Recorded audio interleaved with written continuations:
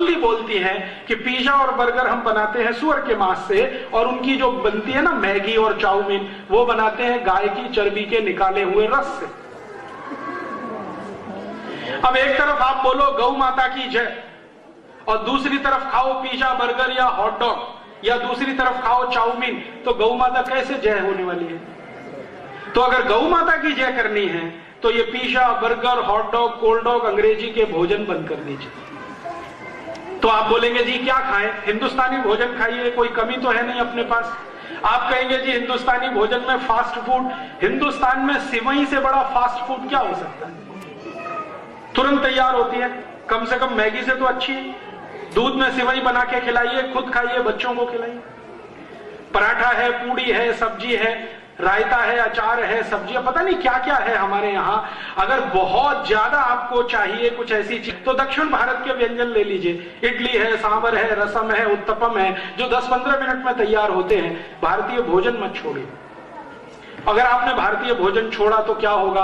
अंग्रेजियत का भोजन आपको मुफीद नहीं आएगा, क्योंकि अंग्रेजियत का भोजन उनके हिसाब से है जहां ठंड बहुत पड़ती है, -20 डिग्री सेंटीग्रेड हो जाता है तापमान। वो पिज्जा बर्गर खाएं तो उनको चलेगा। आप यहां +20 डिग्री सेंटीग्रेड वाले पिज्जा बर्गर खाएंगे तो कोलेस्ट्रॉल बढ़ेगा, हार्ट अटैक आएगा, डायबिटीज होगी, अर्थराइटिस होगा, वजन बढ़ता ही चला जाएगा। थोड़े दिन में आप परेशान हो जाएंगे कि आप क्या करें। पंजाब इस बात का ध्यान रखे, क्योंकि पंजाब हिंदुस्तान में अकेला पहला प्रदेश है जहां जरूरत से ज्यादा वजन बढ़ रहा है लोगों का। हर दूसरा पंजाबी ओवरवेट है इस समय, हर दूसरा पंजाबी ओवरवेट है। और ये ओवरवेट होने का सबसे बड़ा कारण है pizza burger hot dog cold dog chowmein, double रोटी पाव रोटी जो आपके घर में अक्सर नाश्ते पे खाई जाती है। ये डबल रोटी पाव रोटी आप जानते हैं सबसे ज्यादा तकलीफ देती है वजन बढ़ाने में, माने वजन बढ़ाने में सबसे ज्यादा मदद करती है पाव रोटी और डबल रोटी। मत खाइए इसको। तो भारतीय भोजन करिए, भारतीय भाषा माने पंजाबी आपकी मातृभाषा, इसका सदुपयोग करिए। ज्यादा है तो हिंदी उपयोग करिए, और ज्यादा है तो संस्कृत उपयोग करिए। ज्यादा अंग्रेजी में मत फंसिए, और फालतू अंग्रेजी तो कभी भी मत बोलिए। दूसरों पर रौब झाड़ने के लिए अंग्रेजी तो बिल्कुल मत बोलिए, क्योंकि ये गुलामों की भाषा है। गुलामी गई, 60 साल हो गया, अभी क्यों उसको याद दिला रहे हैं बार बार अंग्रेजी बोल बोल के? तो आप कहेंगे जी अंग्रेजी तो अंतर्राष्ट्रीय भाषा, ये बिल्कुल झूठ बात है। दुनिया में 200 देश हैं, मात्र 7 देशों में अंग्रेजी चलती है, 193 देशों में उनकी अपनी भाषाएं चलती है। फ्रांस में फ्रेंच है, जर्मनी में जर्मन है, स्वीडन में स्वीडिश है, हॉलैंड में डच है, रूस में रशियन है, जापान में जापानीज है, चीन में चाइनीज है। सब देशों की अपनी भाषाएं, और इन देशों में मैं सब जगह देख के आया, उनकी शिक्षा जीवन में छोटे से लेकर उच्चतम सब मातृभाषा में है।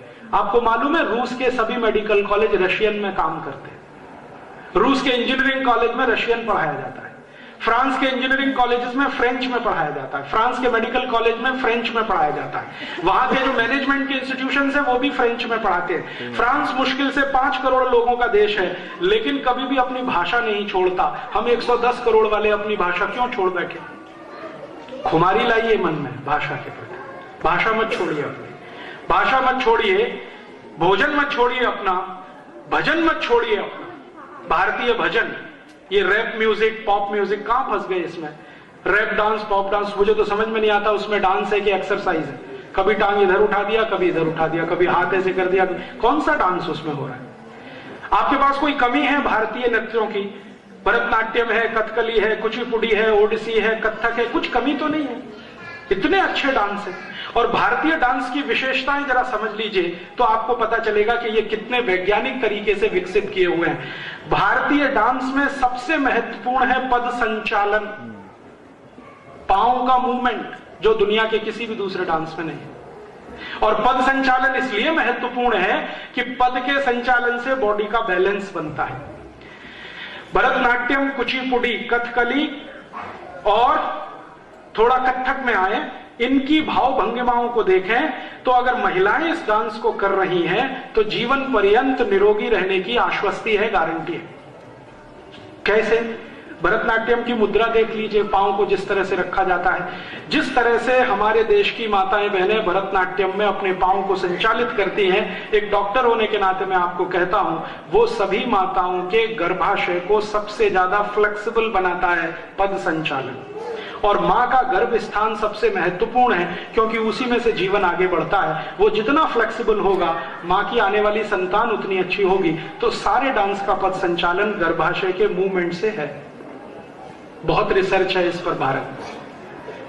यूरोप का पद संचालन तो पता नहीं किस तरह का है, ये अमेरिका का तो और भी विचित्र है।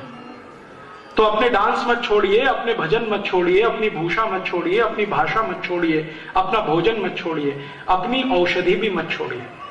औषधि से मतलब भारत में है तो भारतीय औषधियों का उपयोग करिए, क्योंकि भारतीय औषधियों का उपयोग जो है वो आपके लिए मुफीद है। कारण हम जहां रहते हैं वहां समशीतोष्ण जलवायु है, इसका ध्यान रखिए। यूरोप और अमेरिका वाले जहां रहते हैं वो वहां बहुत ठंड है, वहां दो ही मौसम होते हैं, ठंड और भयंकर ठंड, गर्मी नहीं आती वहां पे। ब्राजील और मैक्सिको की तरफ चले जाए ना तो वहां भी दो ही मौसम है, बारिश और भयंकर बारिश। ब्राजील और मैक्सिको में 8-8 महीने बारिश होती रहती है, रुकती नहीं है, टॉरेंशियल रेन। तो वहां बारिश और भयंकर बारिश। यूरोप में ठंड और भयंकर ठंड। अगर अफ्रीका में चले जाइए तो गर्मी और भयंकर गर्मी। किसी भी देश में तीसरा मौसम ही नहीं है। ये भारत अकेला देश है जहां 6 मौसम है और 16 क्लाइमेटिक जोन्स है। दुनिया में विचित्र है ये देश। भारत के बारे में तब मुझे ज्यादा पता चला जब मैंने विदेशों में घूमना शुरू किया। भारत में आप दुनिया का कोई भी मौसम देखना चाहें तो इस देश की सीमा में ही है। आपको स्विट्जरलैंड की बर्फ देखनी है, जम्मू कश्मीर में आ जाइए। आपको ब्राजील और मैक्सिको की बारिश देखनी है तो चेरापूंजी में आ जाइए। अगर आपको ऑस्ट्रेलिया और न्यूजीलैंड का दलदल देखना है तो उड़ीसा और बंगाल में आ जाइए। अगर आपको अफ्रीका का रेगिस्तान देखना है, सहारा, तो जैसलमेर में आ जाइए। अगर आपको चिलचिलाती हुई धूप देखनी है तो कर्नाटक में कुर्ग आ जाइए।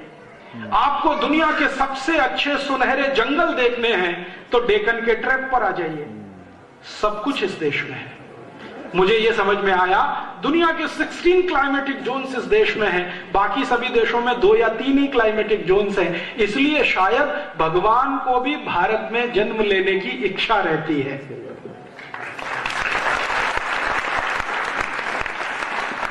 आप बड़े भाग्यशाली हैं जो भारत में जन्म मिला है, क्योंकि इस देश में ईश्वर भी जन्म लेने के लिए मनुष्य के रूप में आता है।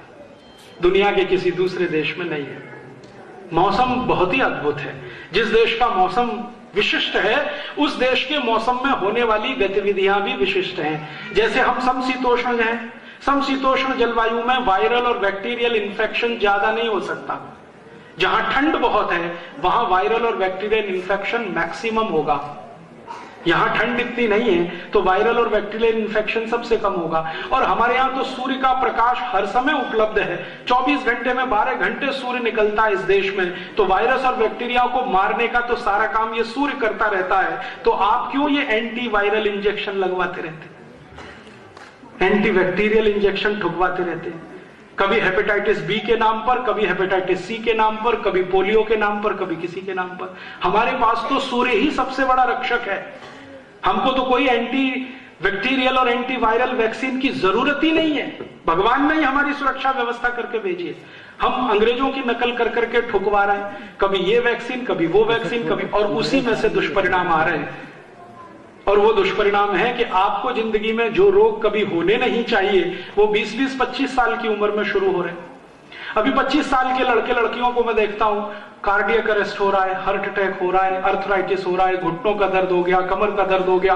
20-25 साल में ये रोग कहां से आए? क्योंकि आपको जो इंजेक्शन ठोके गए हैं बचपन से, जिनकी आपको जरूरत नहीं है, उनके दुष्परिणाम। तो मेरी आपको विनती है कि भारत में रहते हैं तो भारत की जलवायु को ध्यान में रखकर अपनी चिकित्सा व्यवस्था करिए। तो आप बोलेंगे जी भारत की चिकित्सा व्यवस्था हम तो जानते नहीं है। पढ़ लीजिए, जानने में आ जाएगी। भारत की चिकित्सा व्यवस्था का नाम है आयुर्वेद। यूरोप और अमेरिका की चिकित्सा व्यवस्था का नाम है एलोपैथी। एलोपैथी कोई महान है और आयुर्वेद कोई नीचा है, मैं ये नहीं कह रहा हूं, या आयुर्वेद महान है एलोपैथी नीचे है, वो नहीं कह रहा हूं। भारत के लिए जो सबसे आवश्यक है वो आयुर्वेद है, यूरोप के लिए आवश्यक है वो एलोपैथी है। उनको उनका मुबारक, आप अपना देखिए। तो आप बोलेंगे जी आयुर्वेद का तो अपने को कुछ पता नहीं है। पता कर लीजिए, बहुत आसान है। अभी आयुर्वेद की बहुत सारी पुस्तकें पंजाबी में छप गई हैं, हिंदी में है, मराठी में है, गुजराती में, तमिल में, तेलुगु में, संस्कृत में तो थी।